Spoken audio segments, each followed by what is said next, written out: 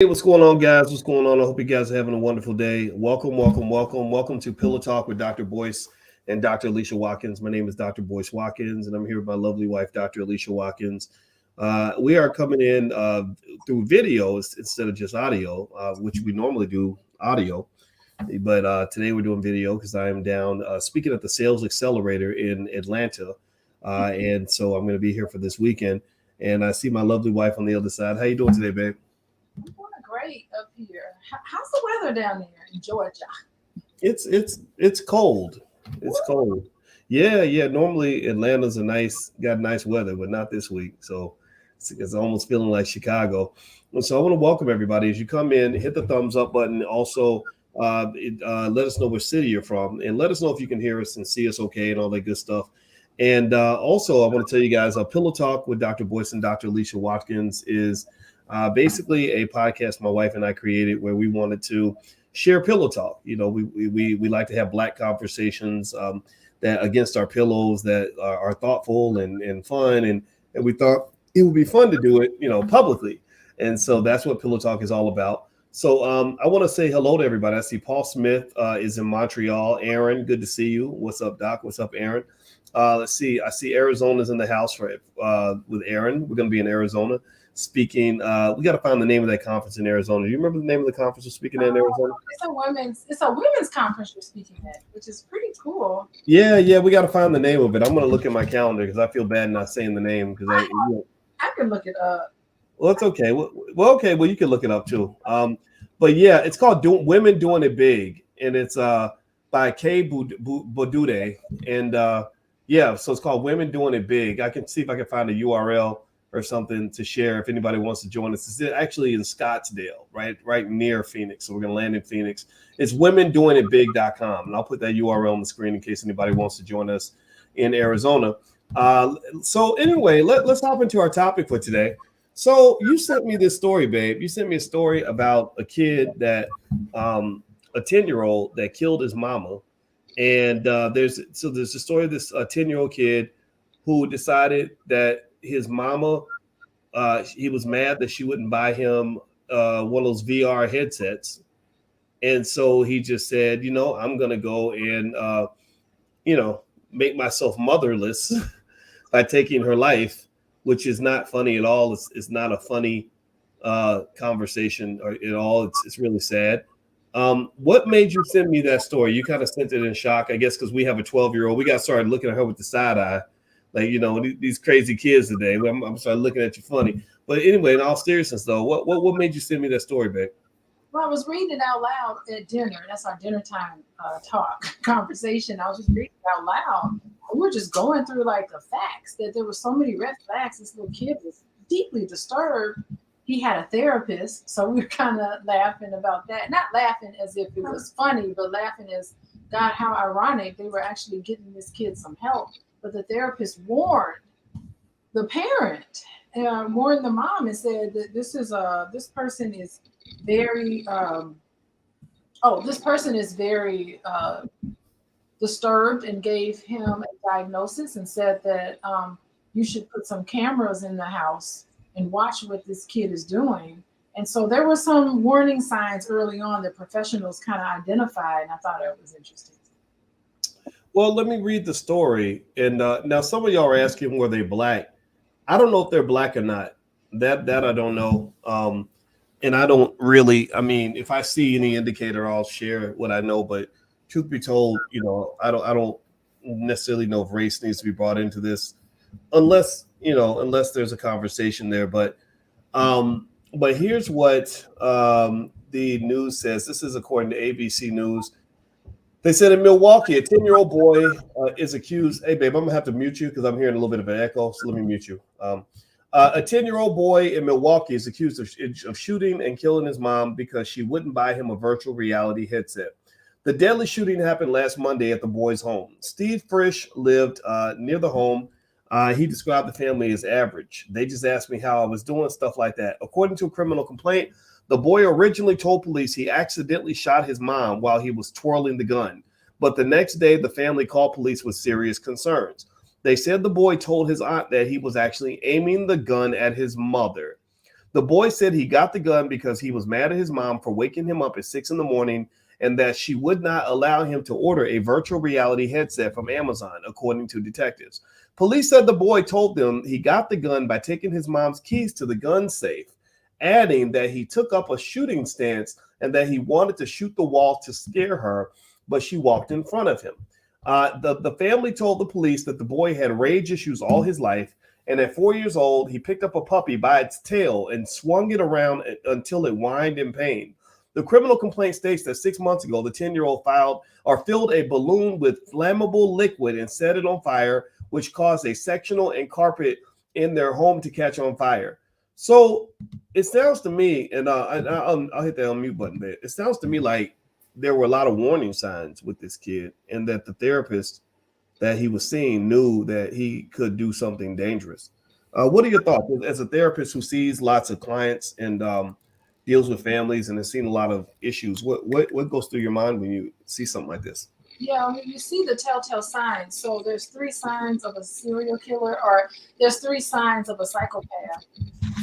And one of the signs, he exhibits 2 of those 3. And one of the signs is harm to animals. So if you come across a child that just has no empathy at all for animals, want to do harm to them, that's one sign that the child is a little disturbed. Another sign is starting fires. Like that fire start, the fire started is the second sign. Do you know the third, boys? Can you guess what the third sign is? Does anybody in the chat know? The third sign. 3 signs of a psychopath. Let me see. Starting fires, harming animals. What else have I heard? Maybe something involving the mother, perhaps. No. Okay. Actually, you know, psychopaths. We're starting to think that it's hereditary. There's something hereditary in that, because like a sociopath is more like environmental, like there's something in the environment, but a psychopath, it's just like we're starting to understand that it might be genetic, if you can believe it. But the third sign is bedwetting. Really? Yeah, wetting the bed. So bedwetting, like wetting your bed? Yeah, it's unbelievable, but that's like the common factors among serial killers and psychopaths. Okay. Animals, fire starters, and bedwetters. Okay, so I'm looking up here the definition. The first definition of psychopath that I find is an unstable or an aggressive person, or a person suffering from chronic mental disorder with abnormal or violent social behavior. Yeah, there's no remorse for what they do. They don't really believe, and a lot of psychopaths, believe it or not, are highly intelligent individuals. Like they're very calculated in a lot of things. That's what keeps them. They're not quite like, I noticed someone in the chat mentioned narcissism. It's not like narcissism at all. You know, although some psychopaths can be narcissistic, but there's two separate categories. There's no remorse whatsoever. I mean, people who are psychopaths have just such an inability to empathize with anybody else or anyone else's pain or anyone else what they're going through, and they tend to be really smart. So a lot of psychopaths get away with what they're doing. Actually, sometimes I feel like there was a social worker a while ago who did a dissertation on psychopaths, and he was outlining the criteria for psychopaths and made the case for some politicians fitting in that category. Because you really, just think about it, to be able to, you know how I feel about war. Boys, let's not even go down that road, but I can if you want me to. But I wouldn't, as a leader, I wouldn't have the stomach to say, oh yeah, let's declare war on somebody and kill innocent children and mothers and family. Like I don't think, I have that much compassion for other people, that even though you live in a different country, I would never feel, I guess unless my back's against the wall or whatever that's called, but I would never ever feel like I could send people to war, other people's children to war and all of that. So there's some evidence that, a lot of psychopaths, they desire power, and they always have to be in control, and they always have to be manipulating in that sense. And so there's some thinking that a lot of politicians are psychopaths. Okay, interesting. Well, by the way, everybody, you're watching Pillow Talk with Dr. Boyce and Dr. Alicia Watkins. My name is Dr. Boyce Watkins. This is my wife, Dr. Alicia Watkins. Do me a favor, real quick, on whatever platform you're on. Hit the thumbs up button, smash the like button. Also, hit the subscribe button if you haven't subscribed, and hit the notification bell so you'll be notified whenever we go live. And my wife, she's a licensed therapist and a full professor of social work. She has been seeing clients for a couple of decades now. And so if you want to know more about what she does, you can visit coachingwithdralicia.com. That URL is on the screen. All right, so let's go into this then. Okay, so when you talked about him being a psychopath, and I wrote down the 3 symptoms of a psychopath that you mentioned: harm to animals, starts fires, and wets his bed. And I saw someone that was asking how bedwetting kind of fits into that. I mean, harming animals makes sense. Right. Starting fires makes sense. But peeing in the bed, like where does that come from? We don't know. Like no one knows. They just know those are the 3 common factors together in terms of etiology. But it's just it's just something. It's hard to explain. And I haven't looked at that literature in a while. I used to teach a class on psychopathology, and I haven't taught that class in a while. So I haven't gotten some of the. Usually when I teach that class, there's always new information out, like new data and research studies. So maybe I have to try to look at that. Yes, Fatima, Putin probably is a psychopath for sure. He was an MI. He was an agent, right? Well, he was MI. Is it not MI6, but the KGB? The KGB. He was a member. So that's interesting. Someone from the KGB being president, or I don't know. Do they have presidents in Russia? I don't know how they do it there. But anyway, for someone to lead a country like that, KGB. But I'm not certain. Yeah, it's interesting. Some people are wondering if the bedwetting is a sign of trauma, but I don't know. It could be. There are people who develop into a psychopath who have no history of trauma. They grew up and their family life is relatively okay. It's just a mystery as to why and how people can be so cold like that. So some people are thinking that there's like a genetic mutation, because it doesn't like if the world were become psychopaths, we probably all just die. We probably all just kill each other out. Sociopaths, those are the individuals who tend to have that kind of traumatic history in their life, and they do tend to go to jail. A lot of them also have similar characteristics early on, but they have that history. They do have that history of abuse. So it's sociopaths are kind of developmentally right. Like just kind of okay. So sociopaths are different from psychopaths. Yeah, definitely different. Okay. So one of the things I thought about too is when you mentioned that a lot of the psychopaths are very smart, and so this kid. I know that the therapist had recommended that this kid and his parents, his mother, install cameras in the house, and he had unplugged the cameras. He had actually, and then also just sort of looking at that history. It's kind of interesting because I think that we don't really want to think that our kids would ever take it over the line like that. Oh, I would never in a million. Like if any of my children. I know they would. I don't believe in weapons and stuff like that. But I just would know without a shadow of a doubt. This person, like, I could see how the mom was like, "There's no way my child's going to shoot." Like, there's just no way. Yeah, I would feel like that too. Okay, so the honest question I would ask is: I read this story and I hear about the child and his mother, but I hear nothing about the father. I'd be really curious to know how the father feels about this, what the father saw during this, and if the father was in the house. And whether that makes a difference, what are your thoughts on that? I'm going to say that I personally think that, that the presence of a father does make a difference. I think that when boys hit a certain age where they start getting more aggressive and angry and mean and nasty, the mother just doesn't have the same influence that she did. I see a lot of single moms having to literally act crazier than their sons to keep their sons kind of under control.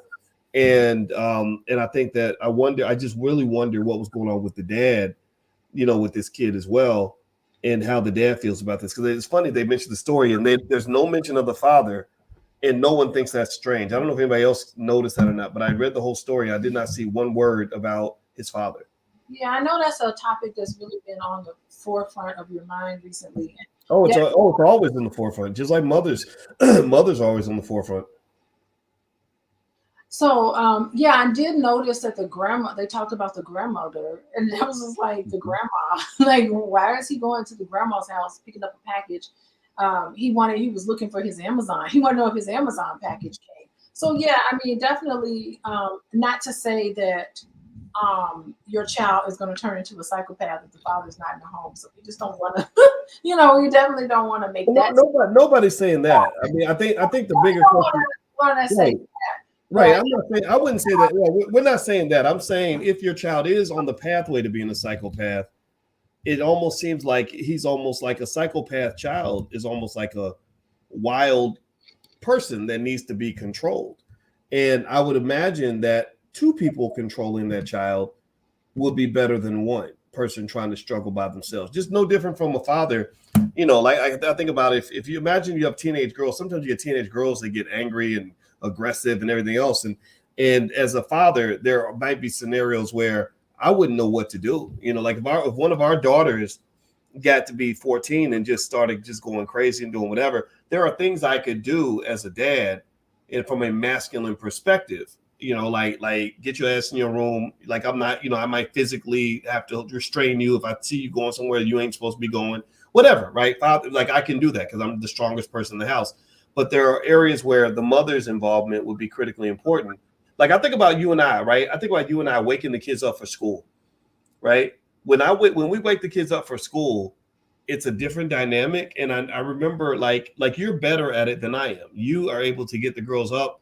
And sometimes I'll say, why are you yelling at them? And you'll explain. You'll be like, I have to yell because she'll get back in the bed and I got to yell to get up. And a lot of mamas do that, right? My mama had to yell at me.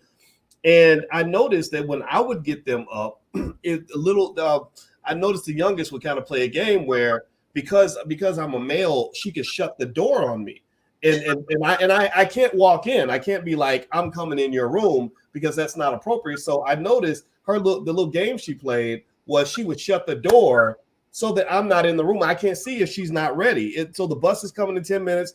I don't know if you're still sitting there without your clothes on, without your shoes on, whatever. Mama can bust through the door. Mama can walk right in and say, why are you not dressed? What's going on? So to me, I'm proud of us because that's teamwork.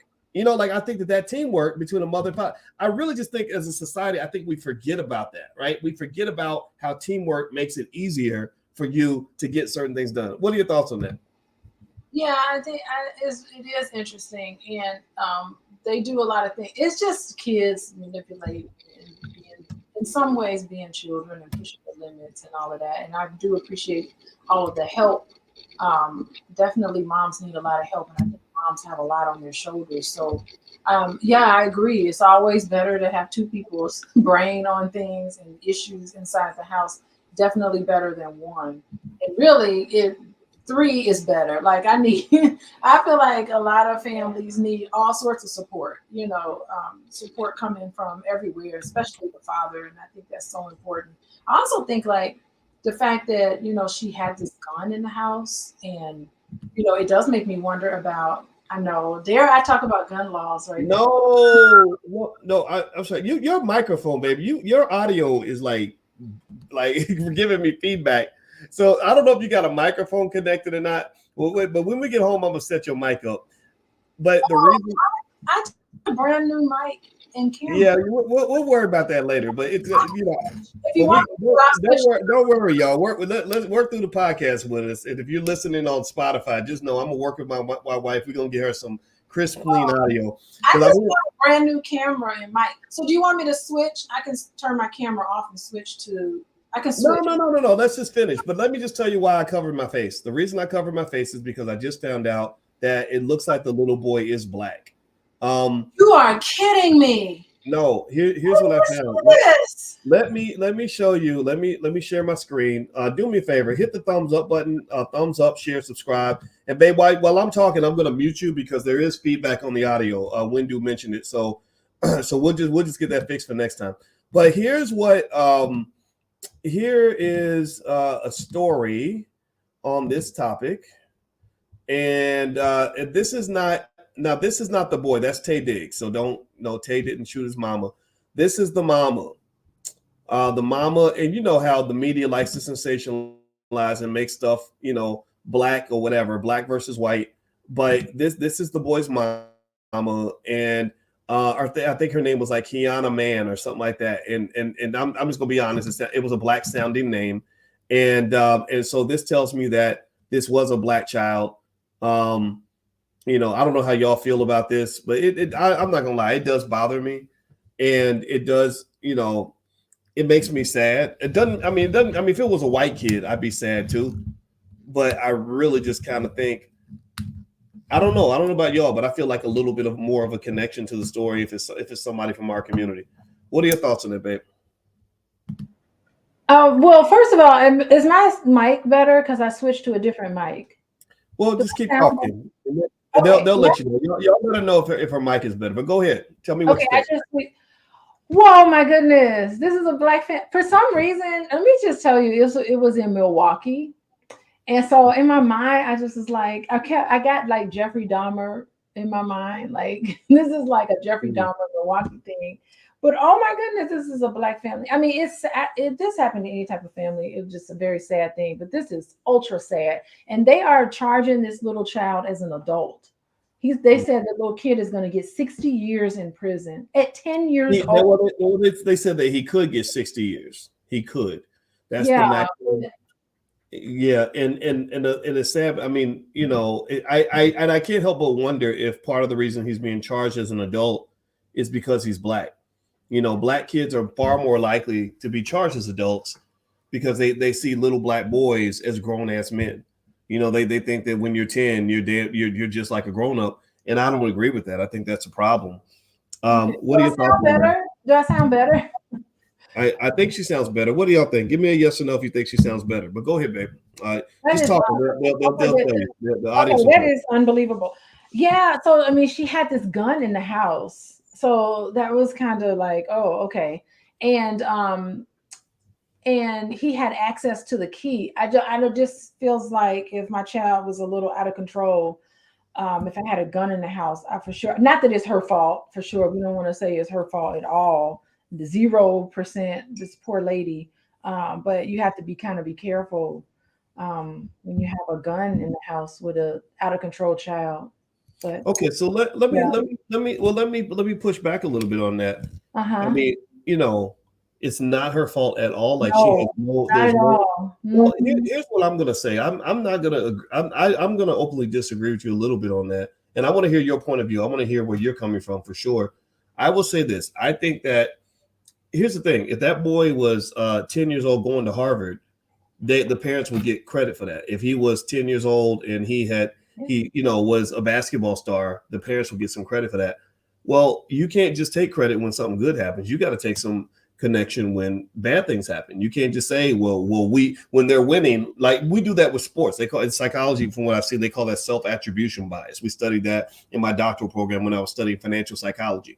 What we tend to say is when, like, we talk about our favorite team, we'll say when they win, we'll say we won. Listen to your friends talk about their favorite team. But when the team loses, they say, oh, they lost. So it's we won, but they lost. So we detach ourselves from the failure, but we attach ourselves to the success. So I'm going to say this. I'm not going to say it's all the mom's fault. I mean, clearly you can't control whether your child has a mental health disorder or not. Some things are hereditary, some things you can't stop. But there were lots of warning signs that this little boy was a problem. This little boy also had a daddy. I'd love to talk to the father and say, what was going on here? Somebody chose to keep a gun in the house, even though this little boy was, just not quite in his right mind.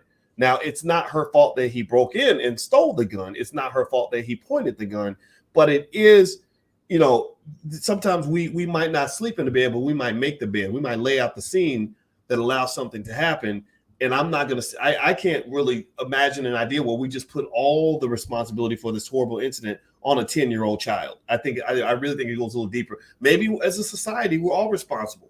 Maybe video game culture is responsible. The internet's responsible. All this stuff. Maybe it all connects. Maybe the type of music he was listening to played a part. Nobody knows. So what do you think, babe? Go ahead. Yeah, I hear what you're saying, and just like how you phrase it is really interesting because when I talk about why human behavior happens, I never use like one particular thing. Like you can't when you look at why people make the decisions that they make, which is basically my question for any and everybody who's in prison, like what made you want to do that? Like, what was your thinking process? But I ask people that question, or I just feel like I want to ask people that question, or I look at things that way because I definitely want to deconstruct it and to see what are all the factors that make a person believe in that way. Based on what we're talking about right now, we've brought up several issues. One of the issues you brought up is where was the father? Yeah, that's a piece of it. Okay, it's not the entire piece, but that's a piece of it. We're talking about genetics. That's also a piece of it. We're talking about environment. That's also a piece of it. So I like to deconstruct things. I don't like to, but when I'm deconstructing them to find out where all the pieces are put together, I don't like to phrase it in terms of it's his mama fault, his daddy fault, it's the gun law's fault, it's the grandma's fault. Like I don't ever like to put blame. I don't ever like to, it's nice to be accountable, but at the same time, I like to deconstruct things, not to like say the blame is put here, but it's just so that you can understand what all the multi different factors that come into the reason why someone will do what they do. And so the thing is, maybe instead of calling it blame, we could talk about just factors. Well, right? yeah, I like to play the part, right? It's a multi-factor, or as you would say in statistics, a multivariate analysis, right? Yeah, it's several factors. Right. Okay, I can get that. I mean, I can live with that. I'm not gonna sit here and say, oh yeah, it's all the mama's fault. Because that can happen to any of us. Any of us could have a child who has, that type of mental health issue. I think though that you can speak to tangential issues and realize here's the thing. If none of us takes responsibility for what happened here, or we just blame it all on chance, then society will put all the weight and all the responsibility on a 10-year-old. I just don't believe that's right. I feel sorry for this little kid to a point because he's going to be in prison maybe till he's 60 or 70. They'll probably lock him up till he's an old man. And I just really find it sad to possibly believe that there's no type of environment he could have been in where it didn't end with him hurting somebody, killing his mother, or killing, going to prison.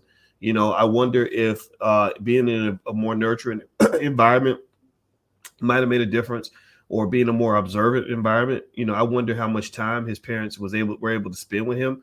I'm really curious. I'd really be curious to know about his siblings. I'd be curious to know, what does he do in his free time? Like where did he get this obsession with VR, from like what's going on? Is that his escape that he uses because the rest of his life is so terrible? I'm not saying all this is there at all. I would just love to ask those questions. These are very good questions you ask. It's just that, and all of us are curious about those things.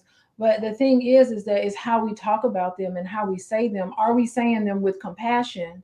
Are we saying them with a place of understanding? And not saying this to like point fingers at people. We're just saying these are all the things that just happened. I mean, who's to say, who's to say what can determine anything? But it's just important to be able to look at this particular case because it's unusual for a 10-year-old to behave in this way.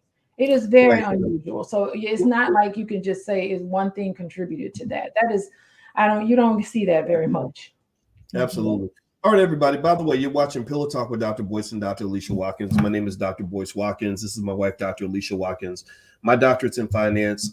She is a doctorate of sociology and also social work. I'm sorry, baby. I apologize.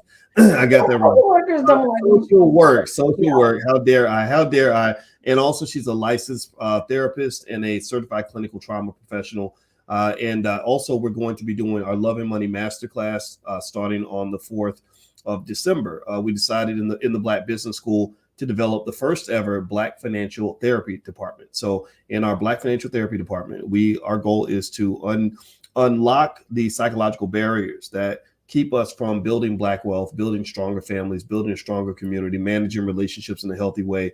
And so that's one of the things we're going to do. We're going to have a Love and Money Masterclass that starts December 4th. If you'd like to join us, all the materials are yours for life. We've been working very hard to put this together. It is based on high-level theory that you can apply in a very simple way to make your family better in order to build your wealth. So if you'd like to join us, then just go to boycewatkins.com. You can find the link there right on my website, boycewatkins.com. We get started December 4th. The materials are yours for life. Your whole family is invited. Your whole family, okay? So feel free to join us. All right, so let me read. Can I read some of this to you, babe, about this whole situation? Oh, okay. I'm sure the story is unfolding. Yeah, well, the UK Daily Mail, they tend to dig a little deeper, and they wrote a longer article about it. But I'll try to read the quick parts. Said that he shot his mother in the face, which is very sad. They also said that the little boy, a day later, he used her Amazon account. So this is a day after he killed her. He used her Amazon account to buy himself an Oculus VR headset, which cost from $130 to $500. I don't know how much he paid for it, before telling his grandma that he was sorry for killing his mother. And then he asked where his Amazon package was. The child, who, according to family members, has rage issues and hears imaginary people, has been charged with first-degree reckless homicide and will be tried as an adult. So let me ask you this: in your, clinical opinion, or from your experience, when somebody says that a child is hearing imaginary voices, what clicks off in your therapist's mind as a possibility? I will tell you one thing: it is very unusual to hear imaginary people at that age. I mean, outside of it being like a imaginary friend, but like to really see that and to have auditory hallucinations. Does he see it? Is it visual hallucinations? He saw imaginary people or heard them? He hears them. So auditory hallucinations. Yeah, that is early onset sign of schizophrenia, which is really fascinating. Very fascinating, because it typically won't. It usually happens like adolescence or much older. So that's very unusual to see something as young as 10 years old. Okay. Got it. All right. Let's see. Lyric says, how do I join? If you're referring to the Love and Money Masterclass, just go to my website. You can find it there at boycewatkins.com. Or if you want to go more directly, you can just go to loveandmoneymasterclass.com. So we get started December 4th, this Sunday, and you can join right in to participate. And we have free workbooks for you, breakdowns, analyses, all kinds of assessments, a lot of things that will help you to elevate yourself psychologically as it pertains to money and your relationships. All right. So here's what else it says. It says that he told the police initially that the shooting was an accident. He claimed that his mother had walked in front of him and he was aiming at the wall to scare her, and he accidentally shot her in the head, according to criminal charges. He later said in the second interview that he intentionally aimed at his mother before shooting her at her home. The boy is one of 4 children. The 4 children are Brianna, TJ, Brandon, and Noah. It is unclear which boy shot her. After the shooting, he put the gun in the closet and told his older sister, Brianna, that his mother was dead. The complainant read more. The sister then called 911. Wisconsin law requires children as young as 10 to be charged as adults for certain serious crimes, though the boy's attorneys can seek to move the case to juvenile court. He is currently being held in juvenile detention. According to the complaint, the boy initially told officers he got the gun from his mother's bedroom and went to the basement where she was doing laundry. He said he was twirling the gun around his finger when it went off. The boy was allowed to stay with family, and an initial release from police said the shooting was caused by a child playing with a gun. A day later, concerned relatives called the police. The boy's aunt said that when she collected the boy, he retrieved a set of house keys that contained a key to the gun's lockbox. When his aunt asked him about the shooting, the boy said he was pointing the gun at his mom, and she told him to put it down. Let's see. The boy's aunt and sister said he never cried or showed remorse, and had also physically attacked his 7-year-old cousin the same day. Do you have any thoughts? What goes off in your therapist's mind when you hear about him attacking his cousin, that he didn't cry or show remorse? for what he did to his mother. That reminds me of psychopath tendencies, or Yeah, not or sociopath, right? I don't know how they overlap, but what do you think? it is definitely some psychopathic tendencies, and good grief. I mean, this child is out of control. The anger in this child to be able to feel like he's entitled to something like the VR headset, and she says, "No, I'm not ordering that." I mean, Christmas is around the corner. That's what I've been telling kids all day. I'm not buying that for you right now. You got to wait. Santa Claus is coming, or whatever I say. But the thing is the thing is that for him to get so mad about that and to react in such a way where he's not even thinking about thinking process. He's thinking about immediate. I want this immediately. He's not even thinking about long-term consequences for his behavior, which is like a big thing that children need to be taught. And I don't know, I don't know what's going on with the other three siblings, but I mean, this child is out of control. Yeah. Mm-hmm. Yeah, well, it does, it makes me super sad to see it.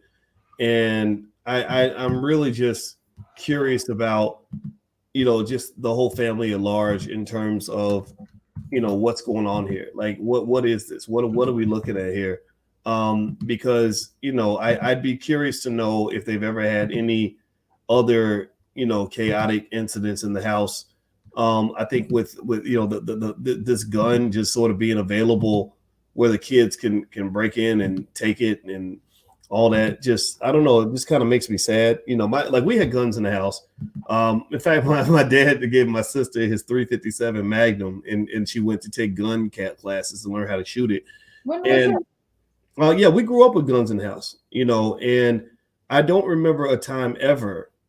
There was never a time where we ever even thought to go and touch one of those guns. Like, I don't know what our parents did. I'd be curious. I'm going to ask them one day, like, what did you do to make us not even think about touching those guns? But we never did. We never, me, my sister, my brother, and I was the oldest. I mean, if anybody, I remember being a crazy teenager and all that. And I remember being angry and all that, but I never thought, let me go get this gun off my daddy's dresser and just go handle my business, whatever.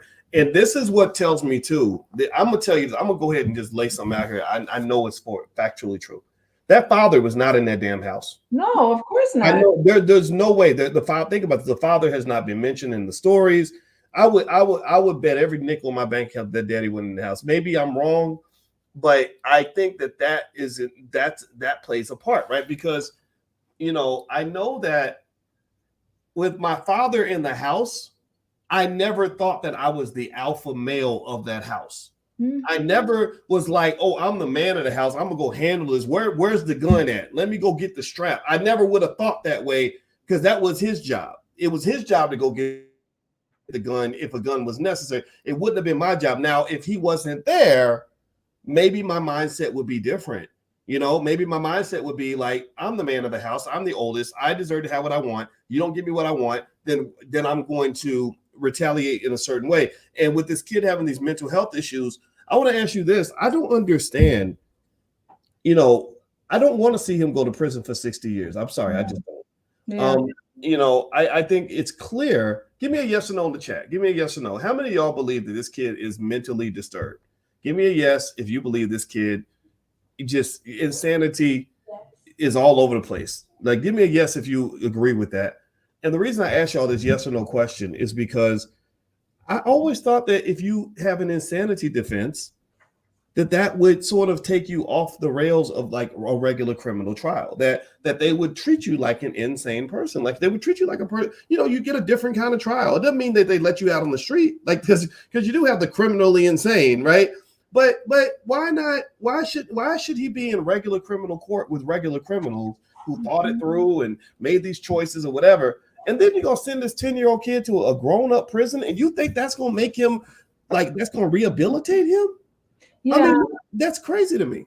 Yeah, he definitely should be in juvenile court, which would mean that by the time he's 18, they're probably going to have to release him. So then you need to think about, I don't know the laws, but I think that's probably why they want to make it into try him as an adult so that he wouldn't be able to get out in 8 years. I'm not certain that I think he probably just needs intense treatment. He needs a team of people on him and with him and working with him. He has to probably show some signs of in some sort of empathy or remorse for what he did and how he caused this behavior. It's just unusual. You usually don't see children that young wanting to do something so awful. But very interesting case. Yeah. Hmm. Yeah. Well, I'll read a little bit more of the story. Okay. They said that when he swung the puppy around, he said his two sisters told him to do it. When they asked him about the imaginary people he hears in his head, he said he hears five people that talk to him: two sisters, an old woman, and two mean men. Um, let's Huh. see here. The cameras were installed at the therapist's recommendation. The cameras eventually ended up being unplugged. He shot his he aimed at his mother in a shooting stance and shot her because she woke him up at 6 instead of 6:30 and wouldn't let him buy an Oculus. That's what the police say. Let's see. The boy's lawyers called the shooting an absolute family tragedy, and she did not think the adult system would be equipped to address the needs of a 10-year-old child. Let's put that under the no duh category. How about that? I don't think I don't think anybody's fit to be in those prisons. They're terrible, and they're terrible for grown ass men, let alone a 10-year-old kid. He's appearing in court December 8th. He could face 60 years in prison if convicted as an adult. The mother's funeral was set for Friday, and there is a GoFundMe. Her name was Kiana. Man, she was cherished and beloved by all who knew her. Her smile alone could light up a room, and so there is a GoFundMe account. I'll share the screen, and then if y'all want to go make a donation. Now, y'all know we've talked about things like that, which if you're alive right now, I hope that you will go and make sure you get some life insurance.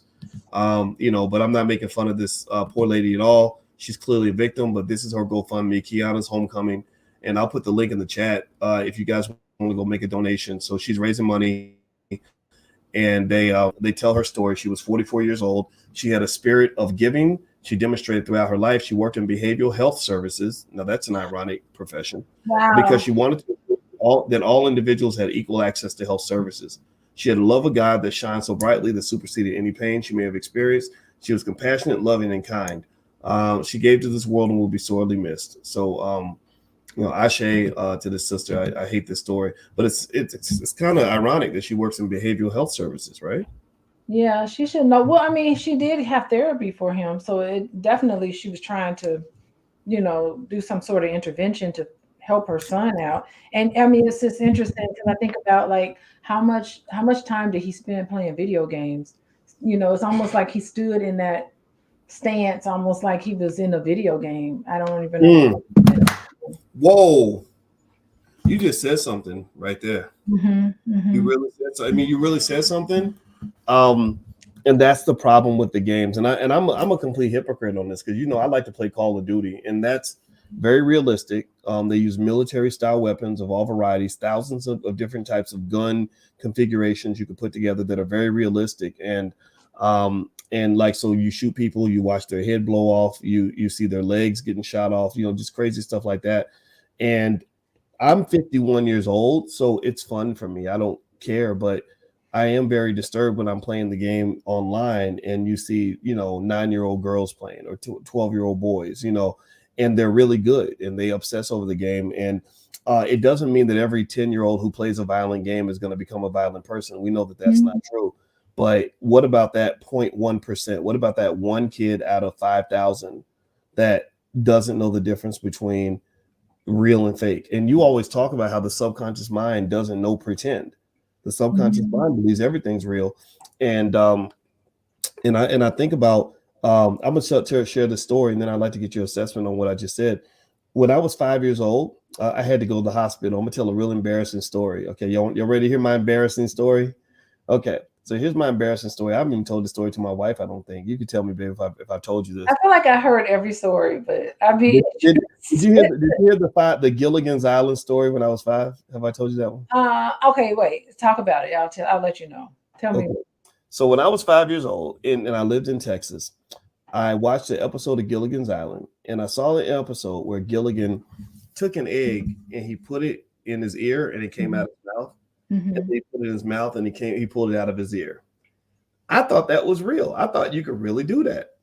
So I took I didn't have an egg, so I took some toilet paper and I shoved it in my ear because I thought I could pull it out of my mouth.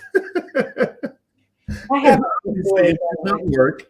And I remember realizing I can't get this toilet paper out of my ear. It's stuck in my ear.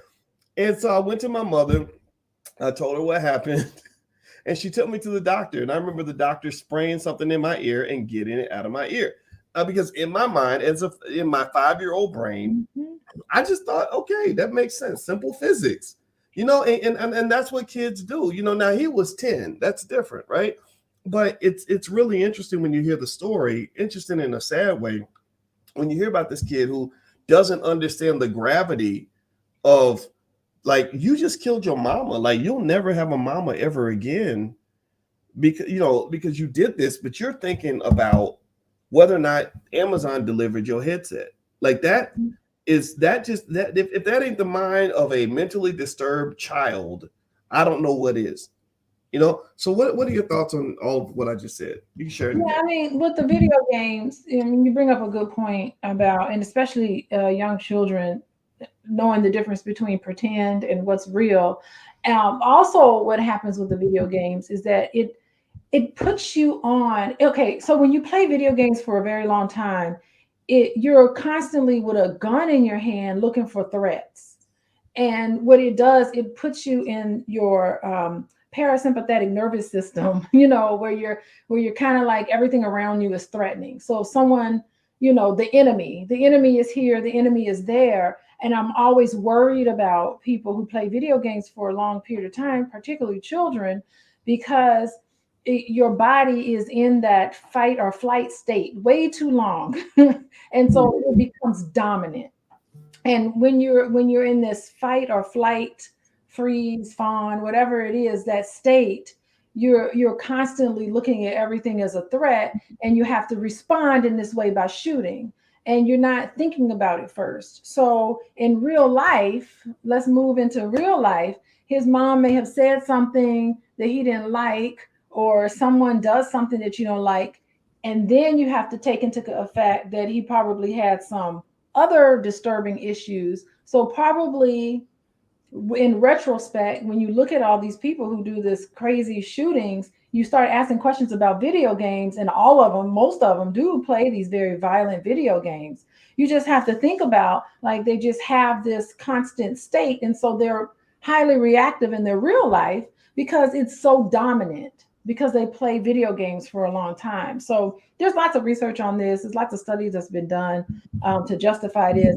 There are a lot of academics like myself who research this, and they're just very concerned. That's all they can say, is that they're just really concerned about what the impact of playing video games has on people who already have some of these issues going on in their life. And they're not able to stop and think. It's being able to stop and think that video games bypass all of that. And you just have to shoot, and kill without even stopping and thinking about anything. So, I mean, I think it'd be nice. Let's all play a video game of relaxation and meditation. Then the whole world would be in a better place. Well, you know what? I'm going to tell you, I think that this is, first of all, it's a sad situation. But it's an opportunity to learn, in terms of, just what our kids are exposed to, and I'm gonna tell you, I sound like a weirdo, but I feel very bad for the mother, of course, Yes. but I feel so bad. Family. I feel bad for the family. I feel bad for the little boy. I just feel bad for everybody. I mean, this is sad, and I hope this family can work through this tragedy. You want to talk about needing a team of therapists for everybody. That's definitely called for. Well, speaking of therapy and trauma and things like that, a lot of us can use a good therapist. Therapists are good for your mental health. I've had a therapist for a while, and I love talking to my therapist, and I've married a therapist, so that's been a bonus for me. So if you'd like to learn more about what Alicia does in terms of individual and family therapy, feel free to visit her site. It's coachingwithdralicia.com. You can follow her on Instagram at coachingwithdralicia. Now, those of you who just came in, you may not know that my wife and I are teaching a Love and Money Masterclass, which is part of our newly created Black Financial Therapy Department, where our goal is to use the best techniques of therapy and finance to understand the barriers, the psychological barriers that keep us from building Black wealth and building strong family economic systems. So we are offering a Love and Money Masterclass, a live class that my wife and I are teaching together. This is the first class I've ever taught with another scholar, and it's going to be very good. It's going to be very deep, very rich, lots of handouts, lots of workbooks, lots of exercises for you and your family. And the goal is to help you use your relationships to enhance your wealth and understand how to use your wealth to enhance your relationships. So if you'd like to join us on December 4th, just go to loveandmoneymasterclass.com. That's loveandmoneymasterclass.com, or you can find out more at my website, which is boycewatkins.com. We look forward to seeing you all in class. So have a good night, everybody. And I want to say thank you, babe. It was great to see you. Nice to see you. You're always looking good. And yeah, I'll be speaking this weekend at the Sales Accelerator in Georgia, outside of Atlanta, hosted by Kimberly Fowler. So if anybody looks up Coach Kimberly Fowler in the Sales Accelerator, you want to come out and hear me speak, feel free to come on out. I'd love to give you a hug and sign your book and anything else you need from me. So you guys have a good night. God bless you. Thumbs up, thumbs up, thumbs up. Share, subscribe. Make sure you hit the notification bell on your way out the door. And we'll be back with you guys with another Pillow Talk in the next few days. And until we meet again, God bless you. See you soon. Bye-bye.